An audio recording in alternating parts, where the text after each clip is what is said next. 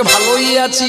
বলে গোরা আমি তোর সব কথা বুঝেছি, তুই সারাদিন মাঠে মাটি চটকে চটকে মূর্তি বানালি, আর সেই মাটির ভাঁড়কে বাজারে বিক্রি করতে গেলি, বিক্রি করে সেই বিকেল বেলায় রান্না করে ভাত খেলি।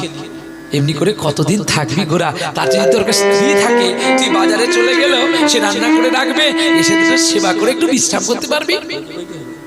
আর কাউকে বলেছ নাকি? এত মাথা নিয়ে ঘুমাও কি করে?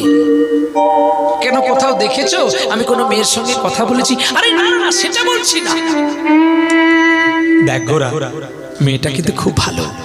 ভালো মানে দেখতে ভালো না গুণে ভালো? হ্যাঁ কি গো, দেখতে ভালো না গুণে ভালো? রূপে ভালো হলে হবে না, গুণে ভালো হতে হবে। রূপবতী কন্যা আপনি 100টার 100টা পাবেন। এখন যা বিউটি পার্লার এসেছে, কালো মেয়েকে ফসা করে দেবে। কিন্তু কোনো বিউটি পার্লার বা কোনো বাজারে গেলে আপনি একটা ভালো কন্যা খুঁজে পাবেন,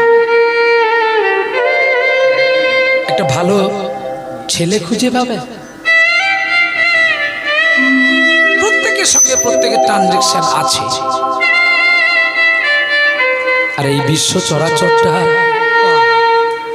এত মধুময়, যে মধুময়েতে আমাদের প্রত্যেকটা মানুষকে কিন্তু কৃষ্ণ প্রেমে ডুবতে হবে।